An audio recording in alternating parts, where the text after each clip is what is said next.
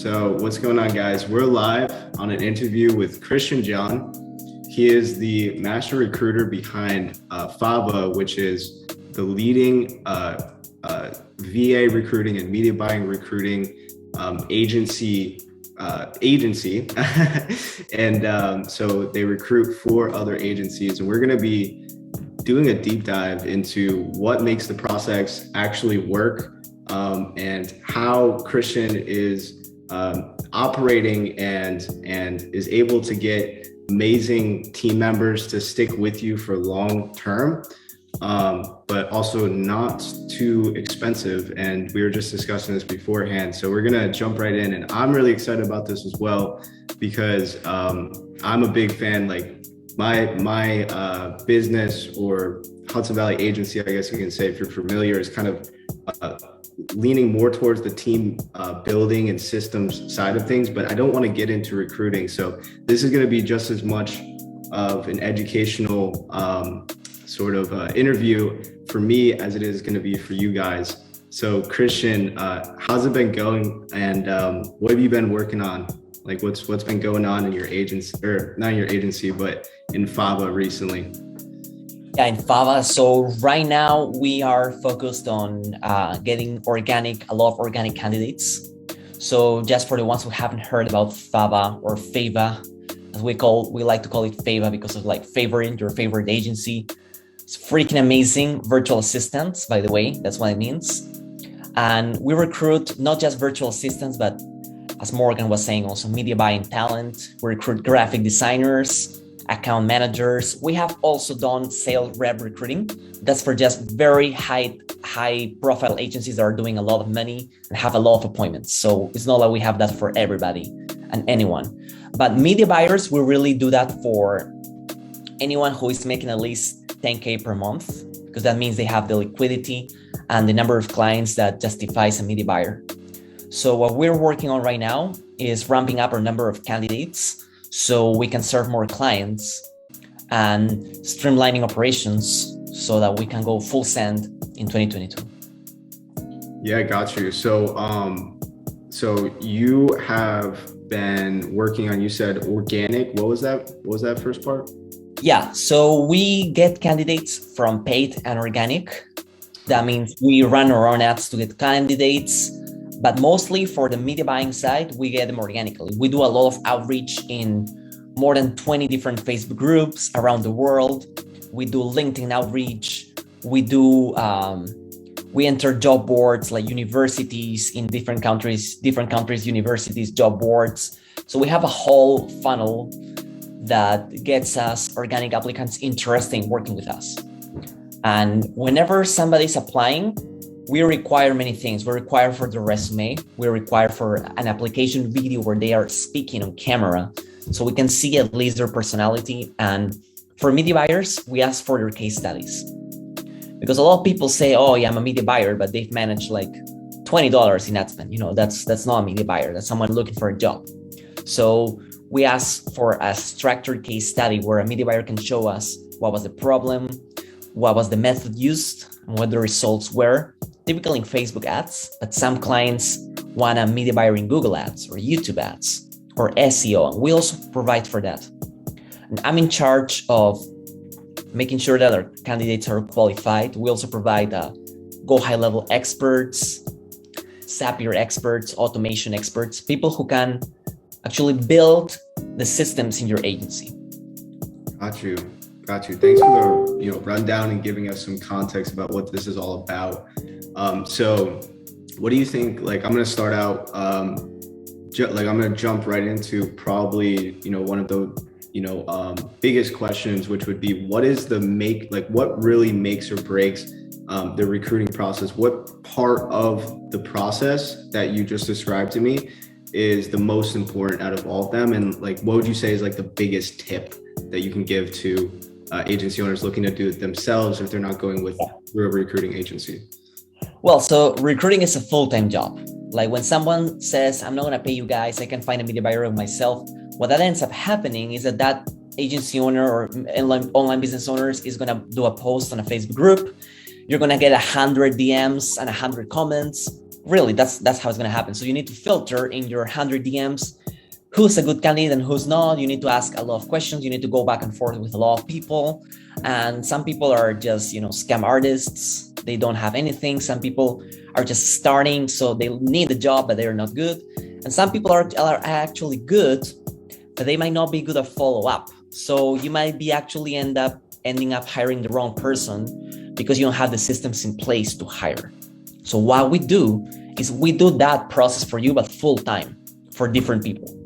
So we have a team that we have, like, for example, one girl that interviews everybody and anyone. Like, she's like interviewing all day. It's like, imagine a sales rep doing sales calls all day, but she doesn't take sales calls. She takes candidate calls, right? She takes interviews. Then I'm in charge of operations. So I manage that I'm in charge that everything works smoothly and runs smoothly. And I also took a lot of part in the qualification process, right? So we have a very lengthy application process. It's not like just say, hey, click a button and apply. No, like, yeah. So like run through the questions like within your application process that you actually take them through, say for like a general VA. Yeah, so for a general VA, we ask if they are okay with the salary. For a general VA, we pay between $4 to $5 per hour. But if they have a higher skill set that they can demonstrate, for example, if someone can be a virtual assistant and can also set up your Facebook ads and can do your creatives and can measure KPI, so they do all the legwork of a media buyer, that they can justify charging $6 per hour or $7. Or maybe more. If a virtual assistant can do that and can also do cold calling with amazing English, like I consider myself a 7 or an 8 in English, okay? Americans 10, obviously. And there are some people who speak perfect English, amazing, 11, okay? So they can justify charging more. So we do exceptions when someone is worth their salt. We can pay $8 per hour, $9 per hour, and we tell the client, this candidate charges this because XYZ, because it's justified, right? But yeah. I make sure with the systems that we have, with the questions that we have, that the person can substantiate their claims. So one of the questions is obviously where they located, what's their name, what's their email, what's their Facebook URL, what's their LinkedIn URL, so we can check these candidates fully, what tools they know how to use. And in the resume and application video, that's something that we check manually. Like, unfortunately, there is not an app that can scan application videos and say, okay, this guy is good, this guy is not.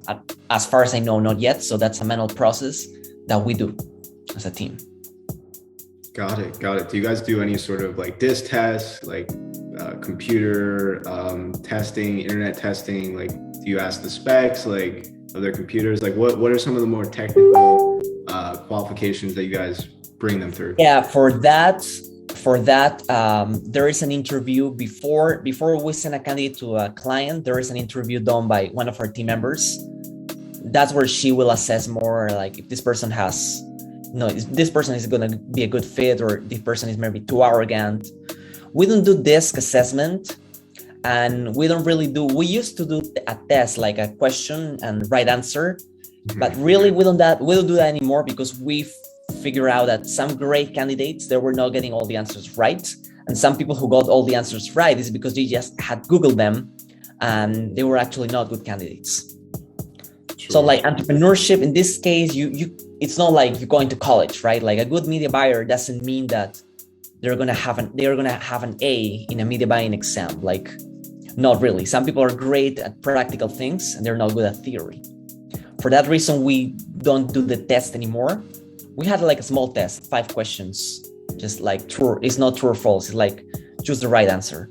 But for personality, the interview with our team member is gonna reveal everything, and she takes detailed notes of the candidates. Yeah, right. And I mean, you mentioned before that, you guys have like, imagine an agency, but all you did was recruiting. I'm sure that you guys have some, amazing processing in place, and of course, a team member for each, section of it. So what are each one of those sections of the recruiting process, and what team members do you have in place to go ahead and make sure that each component gets done properly? Yeah, so we obviously have a Go high level pipeline, a CRM where we manage all our candidates. And in our CRM, whenever somebody is qualified for an interview, there is an automated email that gets sent. Whenever somebody is not qualified, we send them an email that telling them that they're not qualified, and then they have a chance to book a call with our team to speak. There's a dedicated team member interviewing the people who qualified for an interview.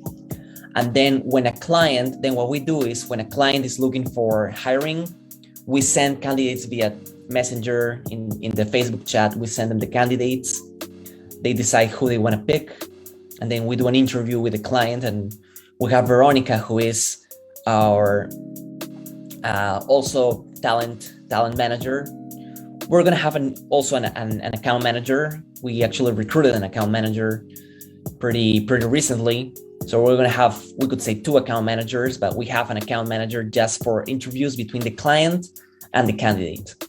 So that's how all the stages get done. There is an interview internally with our team. Then there is an interview with the client, and then the client. But before that, right, before the first interview with our team, we review manually each application and we take notes of the application. Right. Got it. By the way, by application, I mean a fully completed form and video and resume, everything. Got you.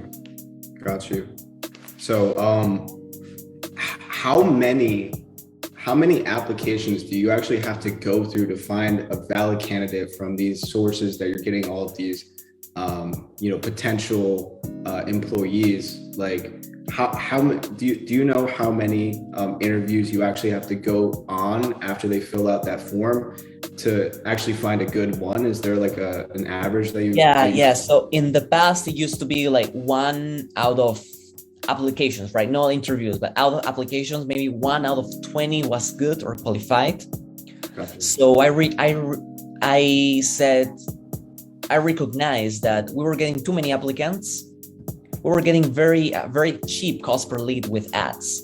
But the problem was a lot of people who were not qualified, they were applying and they were putting fake videos or fake resumes, or like in video, they would put a YouTube video of Tai Lopez, and that was their application. I'm like, no, this is shady. We need to do something else. So I tweaked our funnel, I tweaked our application, so our cost per lead went significantly higher, but the quality of applicant is higher. Also, I identified many Facebook groups, not the ClickFunnels, not the Go High Level. High Level can be good, but there are also some people who are not good.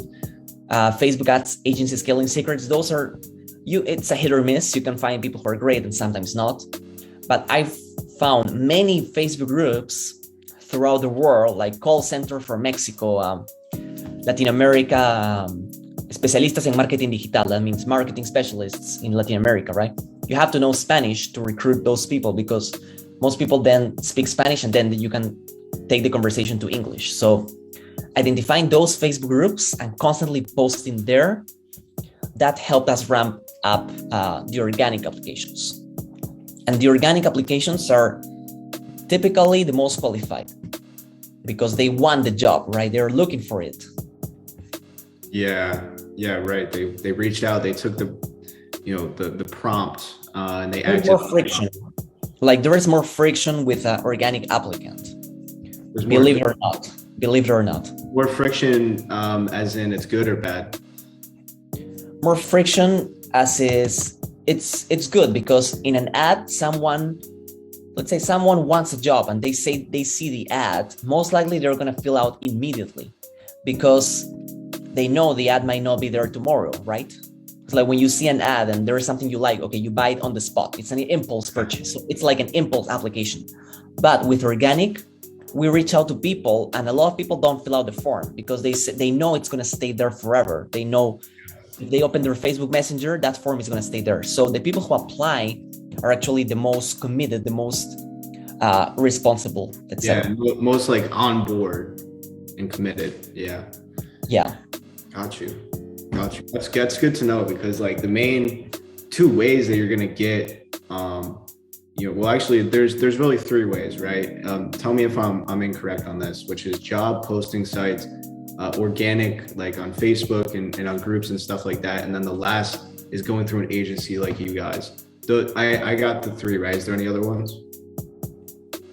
Referrals. Yeah, the third one is referrals. Yeah. Our most successful virtual assistants and media buyers and graphic designers constantly refer people to us. And we actually give a $50 referral bonus if the candidate signs up with the client and stays for, I don't know if it's 6 weeks or 2 months, but yeah, that's an incentive, right? So Right. also we make sure, very important guys, we make sure that our clients treat their personal, when I mean their personal, I mean their staff, their team members, with respect, with dedication. So it's a two-way relationship. It's not a horizontal, it's not too vertical, right? So because clients treat their team members well, they are happy. Because they are happy, they refer us to other people who want to apply. Got you. 100%. So I want to circle back to what we were talking about before, which is how VA can actually take on a few different roles. They can be a media buyer and stuff like that. So the question that I had was, let's say we have like an agency that's kind of scaling right now. Let's say that they have 7 clients or 10 clients, something around there. Would you recommend for that type of person to get a VA who's also a media buyer? And at what point should they get a dedicated media buyer? Okay, if someone is just starting out, that's a tricky question. So some virtual assistants, they know Facebook ads at a basic level, at a beginner level. Typically, when we find a media buyer, it's always a dedicated media buyer because they charge more. The expectation of work and scope of work is different. But we have VAs that charge like $5, $6 per hour, and they can do Facebook ads pretty well. Actually, you'd be surprised at the skills that some people have. Like, they are more skilled than most agency owners. Like we have candidates that know, man, everything. They know Trello, Asana, Slack, ClickFunnels, Go High Level, Facebook ads, Google ads, SEO, Zapier, and they can actually substantiate. They actually have case studies for everything. So I was like, wow, this guy doesn't know what they're worth. But yeah, good for the agency owner, right? Absolutely. Yeah, so that would be for like a newer agency. I would imagine that they would just want to bring on a VA who's also a DC media buyer, say at like $6 an hour. But at what point should they say, okay, it's a lot of work for my VA. Like, I'm thinking about getting a dedicated, media buyer. At what point would be the right time to make that switch? What do you say?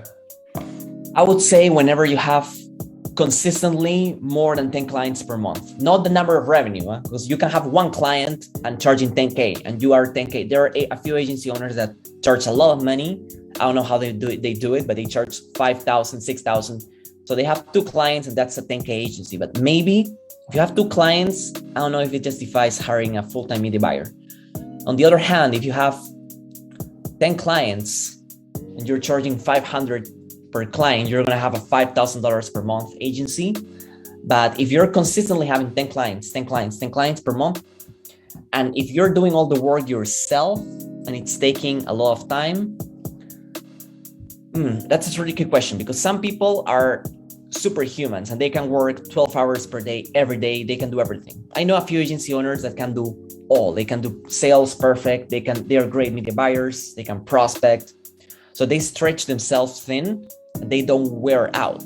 But other people like me, I wear out faster. So I couldn't do 5 jobs at the same time and not be burned out. So I will hire a media buyer whenever you have 10 clients consistently per month, and hire where you are going, not where you are right now. This is very important. Hire where you are going. Can you elaborate on that? I'm not sure what you mean by that. Yeah, I mean that it's say like you want to change an engine of a car when it's already at full speed, right? That's not a good idea. It's better to slowly, when the car is ramping up in speed, then you change the engine. But you're not going to change the engine when it's already at full steam going at maximum speed, right? I mean the same with an agency. So if you're scaling fast, ideally you want to have a team member that is already there for you and helps you scale. You don't want to hire that person too late when you are focused on going full steam, going full send on sales, and you don't have time to train that person or to properly onboard that person. So then you break as you scale. Yeah, so essentially plan ahead. Planning ahead. Yeah, based on what your projections are looking like. Gotcha. Correct. Okay, I just never heard the phrase before, so I just want to make sure I was on the same page with you. So I want to ask you about locations and like locations of hire for getting VAs, getting media buyers. Where's your guys go to right now? Country or locations for like, or do you guys not really discriminate in that fashion? Now I'm going to tell you exactly. That's a great question. So if you want to hire general virtual assistants, Philippines is a great country for general virtual assistants. Someone who is like a jack of all trades, right? They can do social media management, calendar management. They can do a little bit of appointment setting. They can do cold email, Facebook outreach. I mean, really, it's like with the correct SOPs, they can do anything. Like any VA can do anything. Is that right? With the correct SOP, yes. With the correct SOPs, technically anybody will do anything. But there's also the touch matters a lot. Like the agency space, it's a lot of who you are and who does it than the exact actions. Like you can have two agency owners doing using the exact scripts, the exact sales script, the exact ads, and one is going to hit 100K, the other one stays at 20K per month, because the person in the agency space matters a lot. Charisma. There are a lot of factors that can be counted, charisma. These are the factors that you guys, like in the interview, this is what you guys would go over with the potential. Exactly. But really, if you're talking about countries, so yeah, Philippines for general VAs. For media buyers, we have seen the following trend. We have seen few in the Philippines, a few, but not that many. Argentina, many good ones. Argentina and Latin America. Ecuador too. Mexico. And then India, Pakistan, and Syria. India, Pakistan, and Syria for Asia. Especially Pakistan, believe it or not. Yeah, there are a lot of qualified people there. And for cold callers, people who are great at speaking English, we have seen Mexico, Philippines, Peru, my country, Peru. There are great appointment setters there, people who call telemarketers. I would say Mexico, Philippines, Peru, Colombia, or Ecuador, one of those two. But typically for cold callers, in Latin America, I've seen better. In the Philippines, there are good people. But the thing about the cold callers in the Philippines is that they get too enthusiastic, so they speak like this, and they talk like this. So that betrays their attitude, which is great. It's great that they are too enthusiastic. But when you call an American like that, they know it's a sales pitch and they hang up. That's interesting. So it's not all about the accent. Obviously, the accent is number one. You got to make sure that the person who's answering the phone understands what they're saying, but it's actually a lot. It's not everything. Like I don't have a perfect accent, but what I've been told is that I command authority and respect. And there's something that Eli Wild, who is a master sales trainer, he once told that you need to be a leader, right? Not a cheerleader. So if you're also talking like this and I'm excited to be with you guys, you might have a perfect English accent, but you lose credibility in your call. So a lot of guys in the Philippines, when they call, they make that mistake because that's how they've been trained. So they inflate too upward, and that takes a little bit of credibility. Instead, Mexican cold callers, and I've seen great cold callers for Peruvian too. Latin American in general, many different countries. Argentina, not that much. Like Argentine candidates, the ones I've seen are great at media buying, great Google ads, Facebook ads. Not that well in English. I think they don't emphasize speaking that much there. They emphasize more on the media buying. So it's kind of weird, right? It's a mixture of many things. So in general, cold calling, Latin America mostly, media buying, you can find from different countries in Latin America, especially Argentina and Mexico too. I've seen a lot. Syria, Pakistan, as I said, India too. And then general VAs, Filipino go unmatched because they have the culture. Like being a virtual assistant in the Philippines is very common. They know people need to speak English. They need to, they can do graveyard shift. Graveyard shift means when someone works at night, all night, like our night. For example, our day is their night in the Philippines. Yeah. A lot of people do that because they are in the mindset, okay, this is a remote job, this is a great opportunity, I'm going to do it, even if it's all night for them. Got it. So I have another question for you. What would you say is like, so I know this isn't like what you do, but I'm sure you're familiar. So hopping on in, when I can't remember the name of the person, but when she hops on the interviews with the candidates after they fill out the form or whatnot, the application form, what exactly does she go over to qualify them on personality and competency and these like these kind of non-tangible, sort of things, you know what I mean? Yeah, so they make sure that it's Hanalin and Ross, those are our team members. They make sure that, first of all, the candidate has enough level of English to go through an interview, because everybody can recite a script. Well, not everybody, but a lot of people can memorize a script. But then being fluent, being conversational is not that easy. Like speaking English is very hard, extremely hard. You have no idea because you're a native speaker. But for someone who is not native, it's extremely hard because we're going from 0 to 7. It's pretty easy, but going from 7 to 10, like going from 7 to 9 and then 9 to 10, that's very hard. It's like any skill, right? You can go to a above average level, but then to be one of the best, it's very, very hard. So people who nail it, they can be great at cold calling, they can be great at appointment setting in the phone, but people who don't do it well, then we know in the interview that they can't have a cold calling position because they're gonna die. All right. Sure. They can have an appointment setting position, but they could have a general VA position. Or if they know Facebook ads, they can have a media buying position.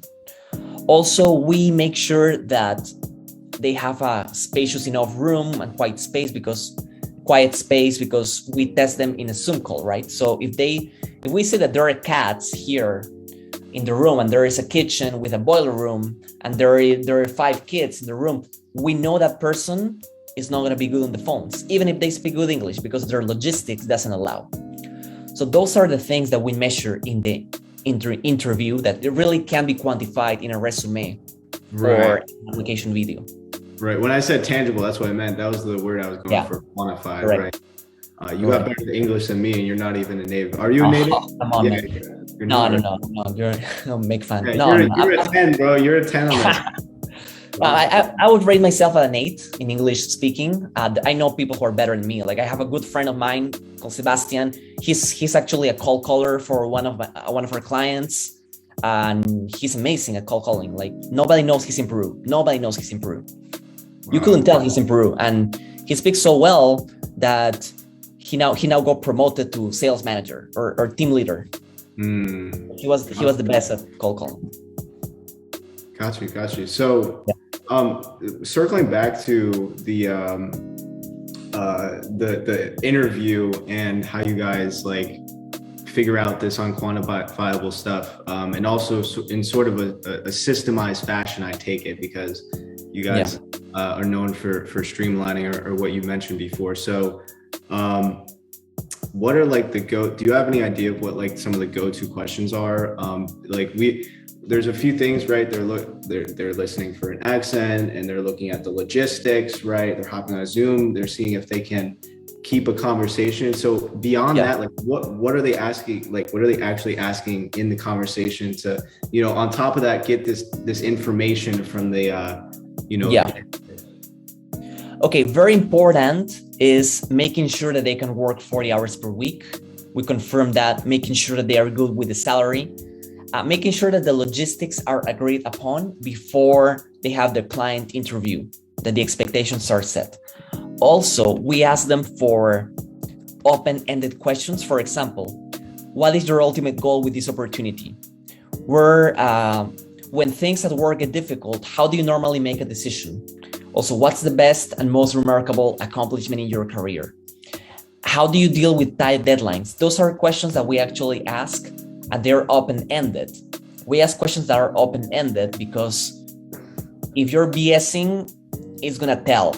At least it's gonna tell if you're unprepared. If you don't know what you're saying, but at least you are prepared enough to have a good answer, that can be good, because literally most agency owners are fly by night, right? They're like, fake it till you make it. Yeah. Unfortunately, that's how it is. So, but if you're prepared, and maybe you don't know the answer to everything, but you're prepared to your job, you did your research, you impress the client, and then that means that this person, at least worst case scenario, is committed and is gonna learn well. That said, we always give preference of candidates that have experience to avoid those people who are fly by night. So we check their case studies, right? As again, even for virtual assistants, we check, okay, what have you done? Do you have any social media management experience? Okay, show me pages you have managed. Show me a video where you send cold emails. Sometimes yeah, we do that. do you guys do this for like media buyers? Where like this is what I did for finding my media buyer. I had them hop on a Zoom and I said, okay, either one side of it, show me your current stats, what you're running, but have you guys ever done anything like this? You have them hop on and you open up one of your accounts that ads that you guys are running and be like, okay, what would you do to this to get the cost per lead down? Have you ever tried something like that? We ask that question in the form, like, what do you do if cost per lead is too high? And we say, for example, some people, if they say something like, I would change creatives, and if creatives don't work, I would change the audiences. Then if the audience don't work, I would try, let's say, from conversion campaign to a messenger campaign. If they say something like that, we are on the right track. If they say something like, let's try, instead of Facebook ads, cold email, I know that person is bullshitting and they don't know what they're doing. But sometimes client asks, especially high-level clients, people who are very experienced, they ask for very specific skill tests. And again, clients have the option to run candidates through a quick skill set. When I mean skill test, I don't mean like, run my ads for free for a month. That's being abusive and that's hustling somebody who is looking for a job. We mean a skill set, let's say, create a funnel in Funnelytics for a client, right? Create a funnel map, or duplicate a quick funnel, an opt-in funnel. That's a skill test to see if someone can build funnels, can run ads. Yeah. So we do skill tests for call callers, appointment setters on the phone. Some clients say, I have a script that is 5 minute long script. I want this person to recite the script. Recite means like you say it aloud and you record yourself, and that can tell if you're actually cut out for this job or not. Got it. And that's for like, I feel like there's a lot of emphasis on like setters right here, like cold callers. Is that like a big focus that you guys are in right now? Like, what would you say? And then like a follow up to that, what would you say is the biggest? Like, is it the VA, the media buyer, the setters, and dash cold callers? What would you say? Yeah, most people, when we started, they were looking for virtual assistants. They didn't specify, so we just send them virtual assistants. Explains the name, Freaking Awesome Virtual Assistants. Freaking Awesome Virtual Assistants. Yeah, so a virtual assistant is someone who is pretty much a generalist. They can do many things, many administrative tasks. For example, managing your inbox, your email, your calendar, setting up appointments with inbound leads, calling, managing your social media, writing blog posts. That's the definition of a virtual assistant. A media buyer is someone who buys media, typically digital media, Facebook ads, Google ads, YouTube ads. That's how we define media buyer. Graphic designer that's obvious, someone who designs graphic content. And then appointment setter or / cold caller, we split that because an appointment setter can be someone who does social media outreach. For example, I'm pretty good at appointment setting. Well, at least I was. I don't do it anymore, but when I was doing it for my agency, I was pretty good at setting up appointments through messaging. I actually did a masterclass on Joel Kaplan's group, and I have a video on my YouTube channel. There is a hybrid inbound strategy that I developed. Nobody in the agency space had systematized that process. I did it, where I basically message people who were already running ads, and I messaged them through their ad. So it didn't look like a cold message, it looked like a lead. Oh, okay, got it. And yeah. I was pretty good at that method. Yeah. So I'm pretty decent, at least. I'm not gonna say I'm an expert or I'm Cole Gordon level of appointment setting. No, I'm pretty decent at social media appointment setting. I'm not the best at phone-based appointment setting, but I'm good. I can set up appointments on the phone. Even though I don't speak perfect English, I can still do it. I've done it for other people, for myself. The big difference between a setter and a cold caller, because they can be both, but not all the time. Not all the time. So an appointment setter might not be a cold caller, but typically a cold caller is an appointment setter, a phone-based appointment setter. Now, a cold caller might not want to do cold email, or they might not want to do social media outreach. They say, no, I only do appointment setting through cold calling or through inbound calling. So somebody like that, we can assign appointment setting VA position through the phone. We can assign a cold calling position, or we can assign an ISA position. ISA means inbound sales agent. Is someone who calls the leads who have already expressed interest. So no cold leads, but inbound leads, people who are warmer, right? Like when somebody fills out a Facebook lead, that's the job of an ISA, calling those leads. So basically what you guys do, and before that, the difference to explain it between, a cold caller and a setter, the reason when they're different or when they're separate and not one position is when they don't have a great accent, they can't, keep a conversation, but they're good in Messenger and they can send a script and stuff like that. Is that correct? Yes, some people are good at social media outreach, as I was saying, like Facebook appointment setting, Instagram appointment setting, but they either are not good at speaking English or they don't speak English. They don't speak. I mean, they can write. Speaking is, in many countries, they teach it like separately. They have like a speaking course, they have a writing course. That's what, for you, it's might be hard to understand because it's English, it's one language, right? But for many people who are not native, they learn it in compartments. They learn speaking, listening, writing, reading. So some people know a few of this and not all. So people who don't master the speaking component, they of course can be cold callers or can be phone-based appointment setters, but they could be appointment setters if the agency owner has the right Facebook outreach, social media outreach, SOPs and scripts. But really, I want to say something important. Appointment setting has a lot to do with your offer, because a good offer, an irresistible offer, sells itself, as you know. And a bad offer, let's say I offer a website for $10,000. That's a terrible offer. So even if you have the best scripts and you message 10,000 people per day, the results might not be the best.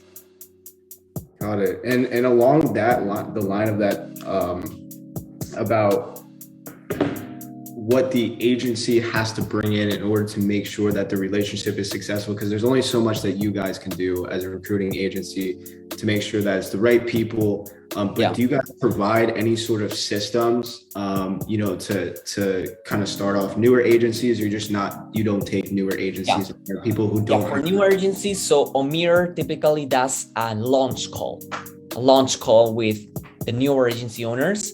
And we have a course. I don't know if you've seen, I'm sure you've seen it. We have a course where we show the expectations. There's a module on expectations, what to expect from your virtual assistant. There's a video on the 5 first days, what you should do on your first 5 days with a virtual assistant or appointment setter or media buyer. Can you tell us some of that process? Absolutely. So actually, let me pull up the document here. And I'm going to show this in, I'm gonna share my screen. Can I share my screen? Yeah, yo Mo, are you there? I don't have the screen access. Okay, no worries. So I'm gonna tell what we say. So when you onboard your VAs, first of all, we send a VA contract draft. That's for everybody. All of our clients get access to that. So the first 5 days are crucial. If you're an agency owner that is already established, somebody like you, somebody who already has systems and processes and SOPs and has a team, then maybe as an agency owner, you're not gonna need to sit down with the VA every single day because you can assign a member to train the VA. But if you're new, if you're brand new, you need to shadow that virtual assistant. That virtual assistant needs to shadow you for at least the first 5 days, okay? On the day one, you have a Zoom call, you have a one-on-one, a greet and meet, or meet and greet. Then there has to be a VA one-on-one training about your company. Then you can assign them a sample test. You need to request payment information. That means bank, address, email, what's your WhatsApp. You need to establish all channels of communication on day one. Are you gonna talk through Slack? Are you gonna talk through email? Are you gonna talk through WhatsApp? Are you gonna talk through Telegram? There is no right or wrong answer. I recommend Slack, but some people use Discord. Some agency owners these days, a lot are using Discord or Telegram because I've seen a lot of 7-figure agencies use email actually, which is it's weird, but yeah, we have big clients that use email, believe it or not. Yeah, right. I've seen that. And I think that they're just a bit more old school. That's yeah. what it is. Yeah. For example, I don't like Discord. Totally. I don't like Discord because Discord has so many things. It's like going to college again for me. When I enter Discord, I'm like, oh, there are so many bells and whistles. I get ADHD, but I love Slack. Because in Slack, you can do a lot of things, but you can keep things organized, right? You don't have to check everything at once. So I personally like Slack. We use Slack at Fava. Then on day 2, you can do this. You can assign a competitor research assignment if you have a virtual assistant. If you have a media buyer, then you can really, if they are experienced, you can put them to work on day 1. But if it's a virtual assistant, you should have a team meet and greet. For every staff member, really, you should have a team meet and greet where they get to know the other team members. Let's say you have an account manager, you have an appointment setter, you have another media buyer or another VA. There should be a team meet and greet.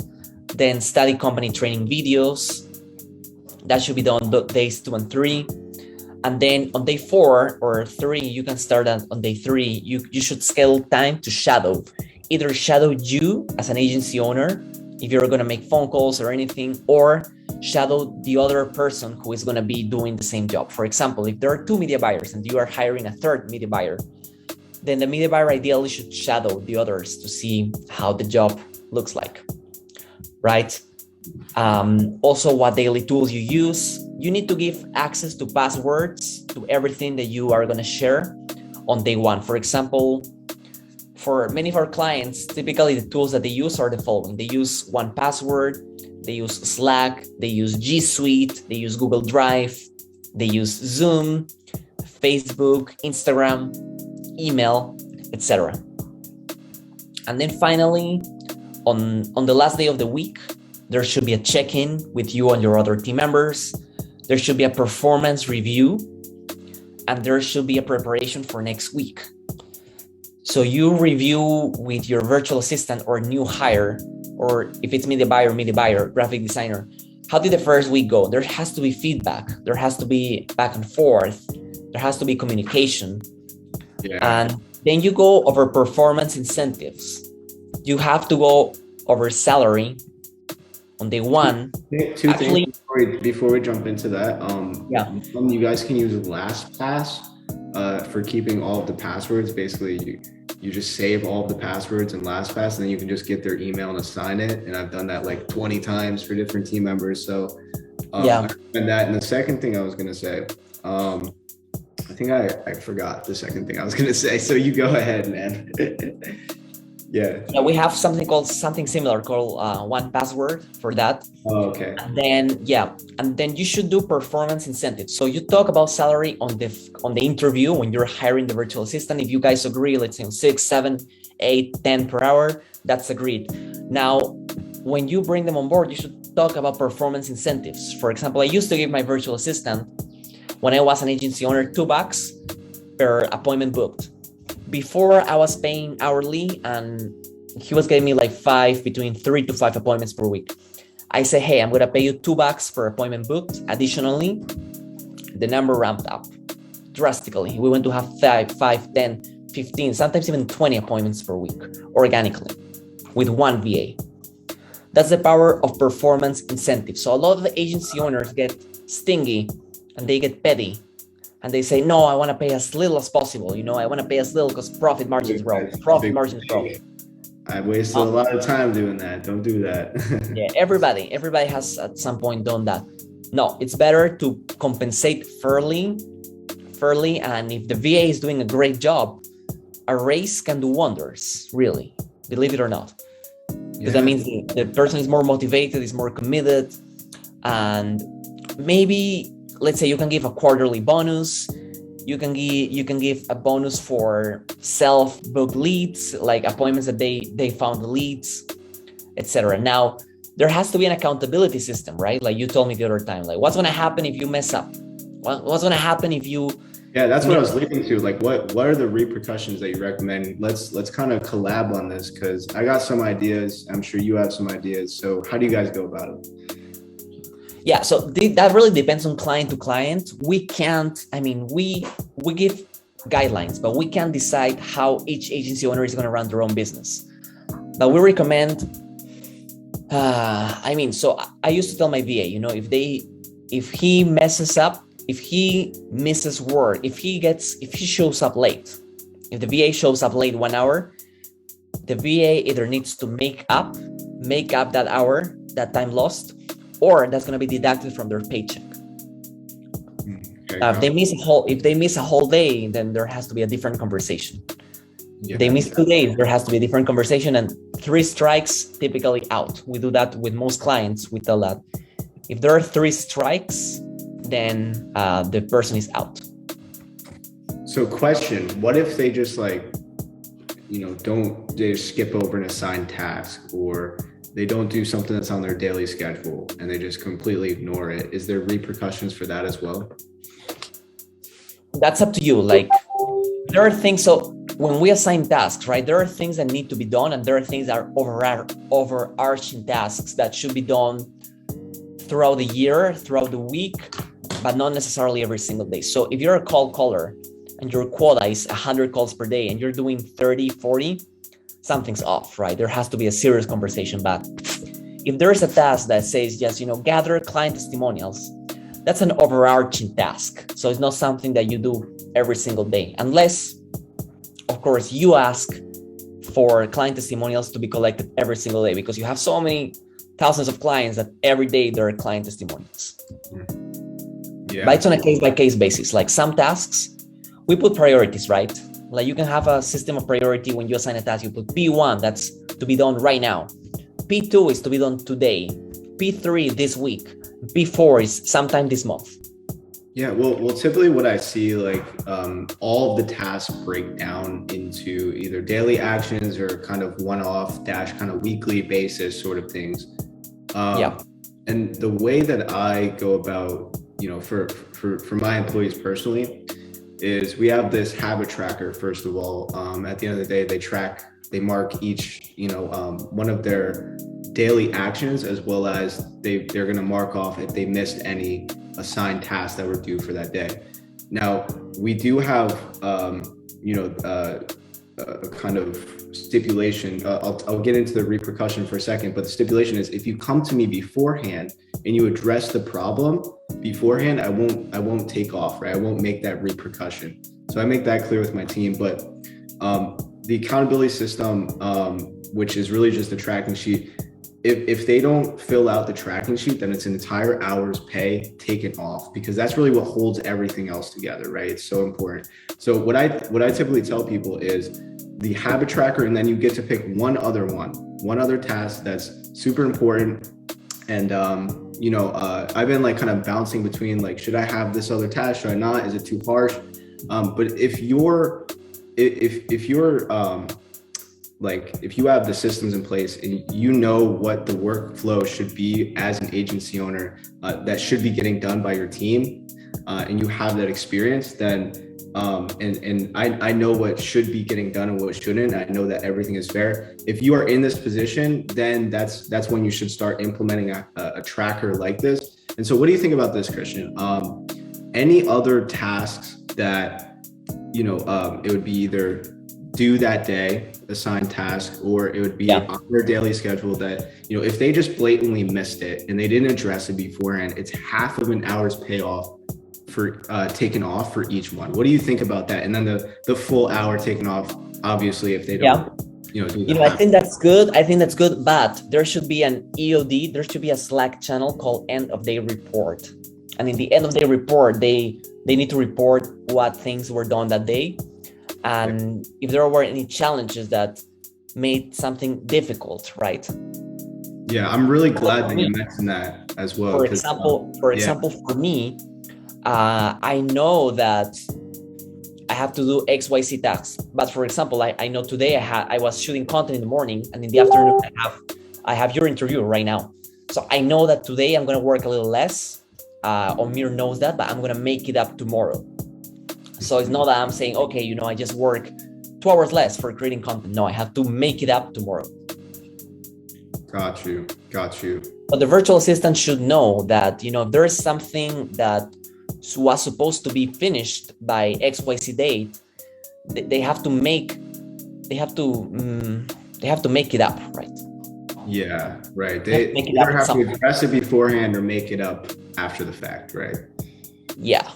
Well, I like your idea, maybe a little bit better than mine, where it's like, the difference is though, is that your guys' accountability structure is mainly geared towards if they don't show up, if they're late, or if they miss out on hours or whatnot.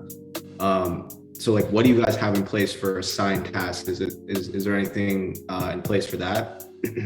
No, we don't have that in place because again, we're just a placement agency. We're not a management agency. So we don't manage the VAs for you.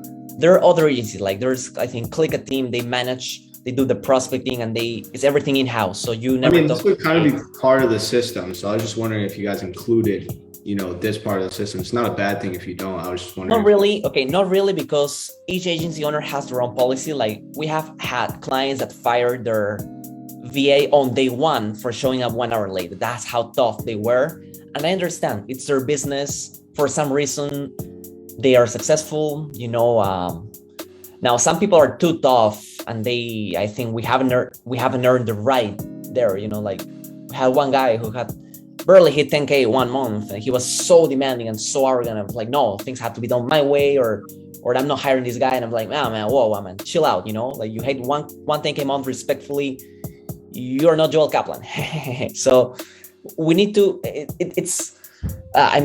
customer is always right? The customer is always right, but they pay us for our expertise in hiring and recruiting people. So it's not just like, I'm going to do whatever I want and I'm going to hire 10 people this month because I'm going to grow to $1 million in monthly revenue. I'm like, no, man, you're not getting 10 people from us because you have 5 clients, right? Respectfully, that doesn't make any sense.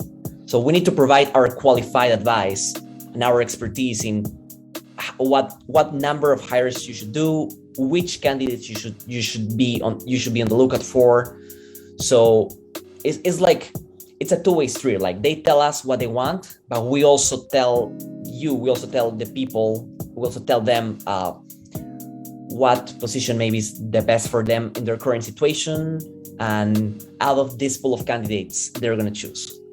Once a guy was trying to see 50 candidates, he was rejecting everybody. And I'm like, man, you need to pick someone, otherwise we're gonna be here 3 months and nothing is getting done, Yeah. So it's how do I call this? I don't want to say tug of war, but we have to mediate. We have to always be on the lookout for making sure that get things done. Making sure that things get done. Some clients maybe have too high expectations, and we kind of reset the expectations. We say, okay, no, you shouldn't hire 5 people right now because you are here in your business, and when you're here, you can hire 5 people, right? Right. Yeah.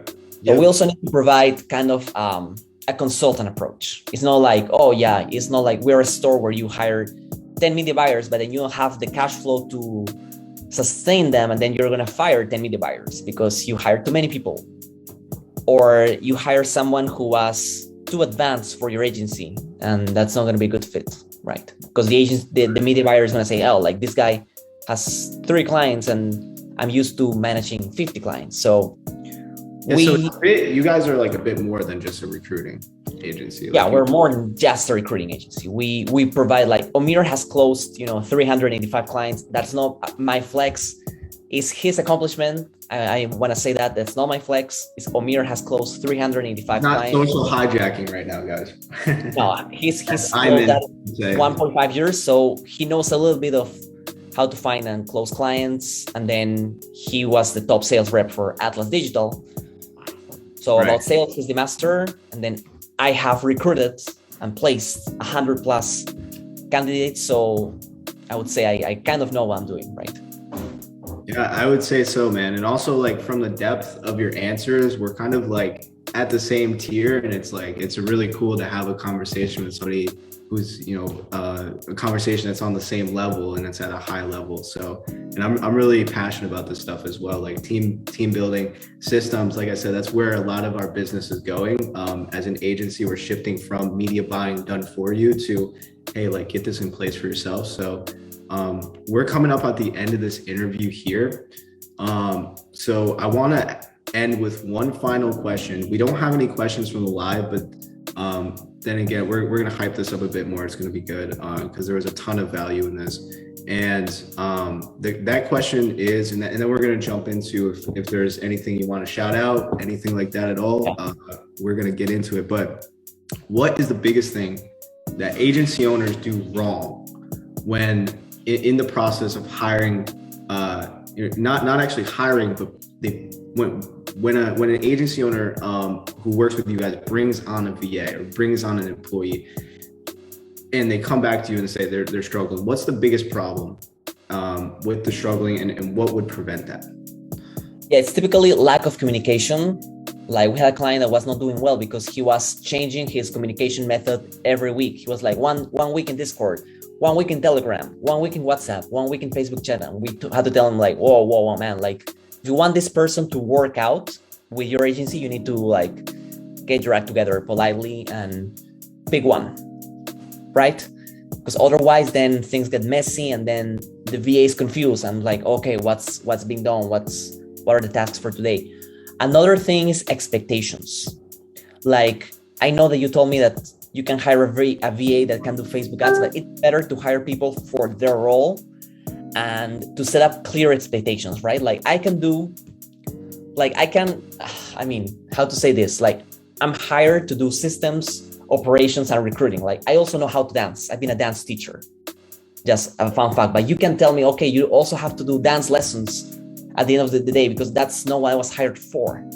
Even though I can do it and I'm great at doing it and I love doing it, it's beyond the scope of work. So try not to assign people tasks that are beyond their scope of work. So you need to know what the person can do. For example, some people have a lot of skill set. They can do 10 things. Some people are very specialized. They can only do Google ads. That's all they do. Not Facebook ads, not TikTok ads, just Google ads. And so you need to put them, okay, this guy is going to be my Google ads buyer. So don't assign them graphic design. Don't assign the guy video editing. Don't assign them Canva post, please. That's what I'm telling you. Like, I guess, like, the big takeaway for the second part, we'll get into the first part in a second, but the second part is when you hire them on, that role sticks. You know what I mean? Like, you hire them on, even if you as the agency is always going to, and the agency owner is always going to implement new launches, new products. If you're always trying to stay ahead of the tide and stay at a high level, then you're always going to be coming up with new things. But you got to realize, and tell me if I'm wrong in the statement at any point, but when you bring on a role and you set those expectations off the bat, you can't just go in and be like, oh, wait, have you done any of this? Can you try this? Like, trying to add stuff to their daily schedule, periodically. What do you think about that? So periodically, no, but some team members have the potential to grow within the company. to grow inside the company. For example, we have had clients that hired a VA, but then the VA developed website design skills, or developed graphic design skills, or developed better communication skills. So that person was upgraded to graphic designer or website designer or account manager. So that can happen, but the expectation is to be clear, right? You can just say, okay, one day, okay, you're also now going to do websites. Unless the candidate has said specifically, explicitly, by the way, Mr. Morgan, I can do 10 things. So any of these 10 things I can do. Mm-hmm. If that's the case, you can assign the person, for example, some people can do media buying, they can do Canva, social media posting, they can do video editing. So people who are like that, like the batteries included, we call that batteries included, because they can do many things and they have initiative, right? For those people you can assign. But someone who is hired as a cold caller and they can only do cold calling, that's what they know how to do, don't put them to do media buying just like out of the blue. So that's gonna break the relationship. 100%. And so for these employees that come with the batteries or batteries included, like, is there a particular, like, do you want to, like, obviously it would be between the agency owner and the team member, but would you recommend like a slow transition into that? And then the other side of that is like what would the transition period look like if you're adding on certain, other roles in there? And then on the other side, is there, again, this is probably mostly between the VA or the team member and the agency owner, but would their pay increase with that? Like, would they, expect that? Because really, like, what I've found with team members is a lot of time they're not going to really speak up for themselves. So if I put something out there, they're going to be like, yeah, I could do it. You know what I mean? So what, like, obviously that means that it's the agency owner's role to make sure that they don't get overwhelmed. So, and also to say, hey, it's okay, you can communicate with me, be honest with me. But is there any like particular sort of regimen or plan or whatnot for increasing like the role, and expanding the role? Yeah. So if the scope of work is going to be higher, then the performance, the pay should be increased accordingly. Okay. And it should be discussed, right? It should be discussed. For example, when I started, I was just doing recruiting, but then Amir told me like, okay, I'm going to pay you a little more, but you're also going to help build our systems. So I say, okay, perfect, let's do it. Right, and that was what I was checking, because I think like a huge factor of making that happen and having like a smooth transition into expanding the role is going to be, hey, I'm increasing your pay as well. And so I just wanted to make that clear with people, and that's what I thought. So, and thanks for the example with you. I appreciate that. Now, listen, Christian, this camera. Tell us about your life. What you got going on? What do I have going on? Well, I'm currently Hot Ones. What's that? You get the reference, by the way, the Hot Ones reference?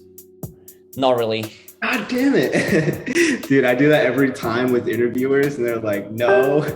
Half the time I'm like, no. But it's all good, man. Yeah. So explain me. I want to learn. What's the reference about? Oh, okay. So Hot Ones with Sean Evans, he actually brings on a ton of like big celebrities and they eat spicy wings. You got to check it out if you haven't, because it's hilarious. Is that a podcast or in YouTube channel? It might be a podcast too, but it's a YouTube channel primarily. Got it. Yeah. So he always says that at the end, this camera, on what you got going on in your life. So shout out anything that you, any projects that you're personally working on, that Fava is working on, and tell us about your life, man. Well, I would say I'm in Peru right now. If you're in Lima, Peru, then tomorrow I'm gonna be having some friends here, and it's gonna be fun. So Lima, Peru. Yeah, I'm from Peru. So I'm from Peru. I live in the US, but these 3 months, December, January, February, I'm staying in Peru for 2 reasons. First, the weather in Chicago is terrible. That's all I have to say. It's very bad. If you've been reading the news, people are dying. or at least getting shocked, getting like ice shocked because of the wind and how cold it is. Like it's literally dangerous right now in the Chicago area to go outside. And also because here $1 is 4 soles. So you can go to a restaurant and eat and you spend like $4. That was your meal. I was like, oh, wow, this is great. Yeah, dude, that's amazing. Oh, any like personal projects that you have going on right now? Trying to work on my fitness. I do 200 push-ups every 3 days. But besides that, Ooh, okay. not really. And then pecs in, I see you, boy. Yes, man. I'm strong. Like my results are not like in the gains, but they are like I'm strong. Like I can lift more than most people I know. So their results go, I would say. Cool. What about Fava? Do you guys have like any future plans hatching right now in the recruiting area? Yeah, so I want to say, there is going to be a price increase. And by the way, this is not fake scarcity because we have done it in September and we did it in April. So, and we're definitely going to do it in January. So if you need a virtual assistant, media buyer, appointment setter, graphic designer, account manager, we also have, just so you know, we have native English speakers. A lot are US-based sales reps only for specific number of agencies who are doing at least 30K per month and have 20 to 30 appointments per week. Those two requirements have to be met. If you're under 10K, under 20K, under 20 appointments per week, please don't reach out to us about sales reps. But if you want a sales rep like Amir, then we might have a spot for you. We only have 3 spots every month, sometimes 4 or 5, but no more than 5 because it's hard to get a qualified sales rep. Mm-hmm. And if you want to hire anybody from us, please do it right now. First, for 2 reasons. There's going to be a price increase in January. That's for real. It's not fixed scarcity. And second, December 31st is your last day for doing any tax write-off or business expense for marketing. And you can put this as a marketing expense. So if you want to have a tax write-off, this is for real. You can ask a tax accountant. December 31st is the last date. So don't wait till January to hire a person. Because if you want to hire in January, you should start interviewing now. Good point. Thank you so much, Christian. I appreciate you hopping on with us. And I think it was a very knowledgeable and value-filled interview. What do you think? It's because my grammar and English is still, learning. So I think you're a 10, bro. I think that you're a 10 on the English scale. Don't worry. But yeah, man. Enjoy Peru. Thanks. Maybe you'll have some people meet up with you from this interview. And hopefully. Agency Fulfillment Secrets, more value every couple of weeks in these interviews just like this. Thank you, Christian, so much for hopping on with us. And we appreciate you. Absolutely, man. Thanks to you too. Talk to you soon, man. Bye.